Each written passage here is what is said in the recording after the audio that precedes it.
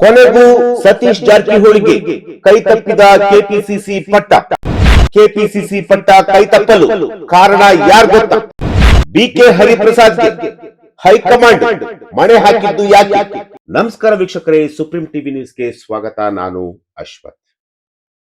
ರಾಜಕಾರಣ ಅಂದ್ರೆ ಹೀಗೆ, ಯಾರು ಯಾವಾಗ ಯಾವ ಸಂದರ್ಭದಲ್ಲಿ ಹೇಗೆ ಬೇಕೋ ಹಾಗೆ ಬದಲಾಗುವಂತಹ ಒಂದು ಸಾಧ್ಯತೆನೇ ಈ ರಾಜಕಾರಣ. ಈ ರಾಜಕಾರಣದಲ್ಲಿ ಯಾವಾಗ ಏನ್ ಬೇಕಾದ್ರೂ ಆಗ್ಬೋದು ಅನ್ನೋದಕ್ಕೆ ಈಗಿನ ಒಂದು ಕಾಂಗ್ರೆಸ್ ನಲ್ಲಿ ನಡೆಯುತ್ತಿರುವಂತಹ ಒಂದಷ್ಟು ಡೆವಲಪ್ಮೆಂಟ್ಗಳೇ ಸಾಕ್ಷಿ ಅಂತ ಹೇಳ್ಬೋದು. ಸಿದ್ದರಾಮಯ್ಯ ಅವರು ಈಗಾಗಲೇ ಕಾಂಗ್ರೆಸ್ ಅಂದ್ರೆ ಸಿಎಂ ಸ್ಥಾನಕ್ಕೆ ರಾಜೀನಾಮೆಯನ್ನ ಕೊಟ್ಟಿದ್ದಾಯ್ತು. ಡಿ ಕೆ ಶಿವಕುಮಾರ್ ಅವರು ಸಿಎಂ ಸ್ಥಾನವನ್ನ ಅಲಂಕರಿಸಿದ್ದು ಆಯ್ತು. ಇವರ ನಡುವೆ ಈಗ ಹೊಂದಾಣಿಕೆ ಕೂಡ ಇರುವಂತಹದ್ದು. ಈಗಾಗಲೇ ಒಬ್ರನ್ನೊಬ್ಬರನ್ನು ತಪ್ಕೊಂಡು ಒಬ್ರನ್ನೊಬ್ಬರನ್ನ ಆಲಂಗಿಸ್ಕೊಂಡು ಬಹಳ ಪ್ರೀತಿ ಮಾಡ್ತಾ ನೀನ್ ನನಗೆ ನಾನ್ ನಿನಗೆ ಅನ್ನೋ ಒಂದು ಅರ್ಥದಲ್ಲಿ ಇಬ್ರು ಕೂಡ ಇದ್ದಾರೆ. ಇದು ಯಾವಾಗ ಮುಂದೆ ಏನ್ ಬೇಕಾದ್ರೂ ಆಗ್ಬೋದು, ದೂರನೂ ಆಗ್ಬೋದು, ಇನ್ನೂ ಒಟ್ಟಾಗಿ ಸೇರ್ಬೋದು, ಏನ್ ಬೇಕಾದ್ರೂ ಆಗ್ಬೋದು. ಆದ್ರೆ ಈಗ ಏನಪ್ಪಾ ಅಂತಂದ್ರೆ, ಈಗ ಸಿಎಂ ಪಟ್ಟದ ಒಂದು ಸಿಎಂ ವಿಚಾರ ಏನಿತ್ತಲ್ಲ ಅದು ಈಗ ಕಂಪ್ಲೀಟ್ ಆಗಿ ಈಗ ಕ್ಲಿಯರ್ ಆಗಿರುವಂತಹದ್ದು. ಮುಂದೆ ಏನಪ್ಪಾ ಅಂತಂದ್ರೆ ಕೆಪಿಸಿಸಿ ಪಟ್ಟ. ಕೆಪಿಸಿಸಿ ಅಧ್ಯಕ್ಷ ಸ್ಥಾನದಲ್ಲಿ ಯಾರು ಕೂತ್ಕೋಬೇಕು ಅನ್ನೋದು ಈಗ ಚರ್ಚೆ ಆಗ್ತಿರುವಂತಹದ್ದು. ಈಗಾಗಲೇ ಬಹುತೇಕವಾಗಿ ಕೆಪಿಸಿಸಿ ಸ್ಥಾನವನ್ನ ಒಬ್ಬರಿಗೆ ಈಗ ಸೀಮಿತ ಆಗಿರುವಂತಹದ್ದು. ಅದು ಬೇರೆ ಯಾರು ಅಲ್ಲ, B K Hariprasad. B K Hariprasad ಬಗ್ಗೆ ನಾನು ಮುಂದೆ ಹೇಳ್ತೀನಿ. ಈಗ ಸದ್ಯಕ್ಕೆ ಆ ಒಂದು ಸ್ಥಾನಕ್ಕೆ ಸಿದ್ದರಾಮಯ್ಯ ಅವರ ಆಪ್ತರಾಗಿದ್ದಂತಹ ಸತೀಶ್ ಜಾರಕಿಹೊಳಿ ಅವರು ಕಣ್ಣನ್ನ ಇಟ್ಟಿದ್ರು. ಸಿದ್ದರಾಮಯ್ಯರು ಕೂಡ ತಮ್ಮ ಆಪ್ತನೇ ಕೆಪಿಸಿಸಿ ಪಟ್ಟವನ್ನ ಅಲಂಕರಿಸಬೇಕು ಅಂತ ಹೇಳಿ ಬಹಳಷ್ಟು ಕನಸನ್ನು ಕೂಡ ಇಟ್ಕೊಂಡಿದ್ರು. ಅದೇ ರೀತಿಯಾಗಿ ಹೈಕಮಾಂಡ್ ನಲ್ಲಿ ಒಂದಷ್ಟು ಲಾಬಿಯನ್ನು ಕೂಡ ಮಾಡ್ತಲೇ ಇದ್ರು. ಈಗಲೂ ಕೂಡ ಮಾಡ್ತಾ ಇದ್ದಾರೆ. ನೀವು ಸತೀಶ್ ಜಾರಕಿಹೊಳಿ ಅವರಿಗೆ ನೀವು ಕೆಪಿಸಿಸಿ ಅಧ್ಯಕ್ಷ ಸ್ಥಾನವನ್ನ ಕೊಡಿ ಅಂತ ಹೇಳಿ ಈಗಲೂ ಕೂಡ ಲಾಬಿ ಮಾಡ್ತಾ ಇದ್ದಾರೆ. ಆದ್ರೆ ಅದ್ಯಾವಕ್ಕೂ ಕೂಡ ಹೈಕಮಾಂಡ್ ಸೊಪ್ಪಾಕಿಲ್ಲ. ಹೈಕಮಾಂಡ್ ಈಗ ಬಿ ಕೆ ಹರಿಪ್ರಸಾದ್ ಅವರನ್ನ ಆಯ್ಕೆ ಮಾಡಿರುವಂತಹದ್ದು.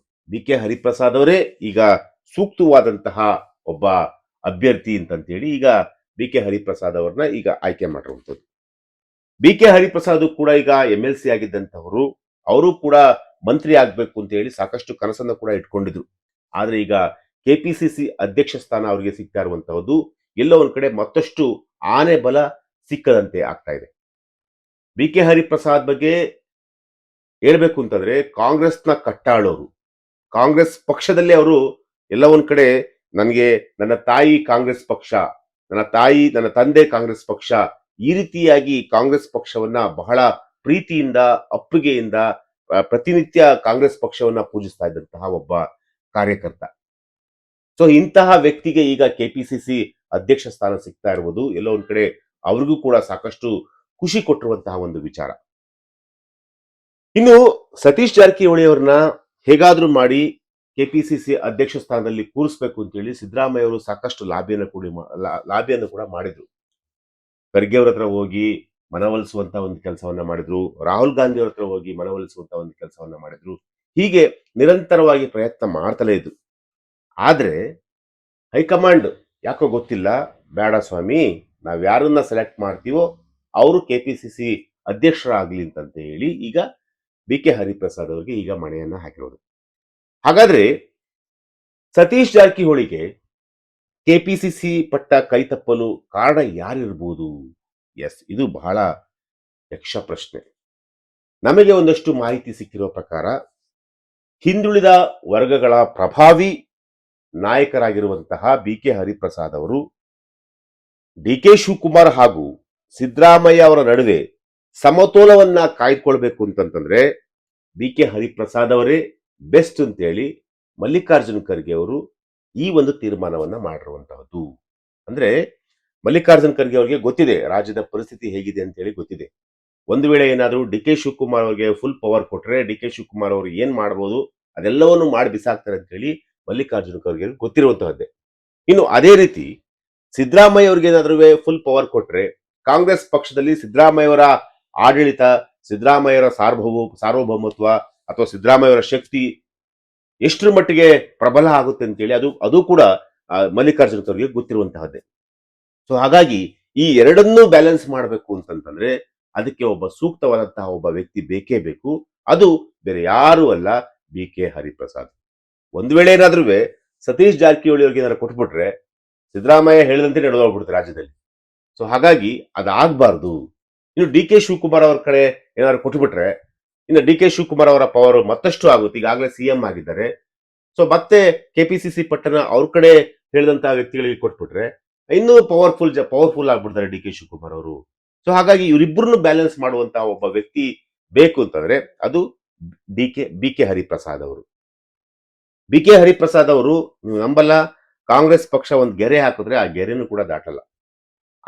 ಅಷ್ಟು ನಿಷ್ಠಾವಂತ ಒಬ್ಬ ಕಾರ್ಯಕರ್ತ.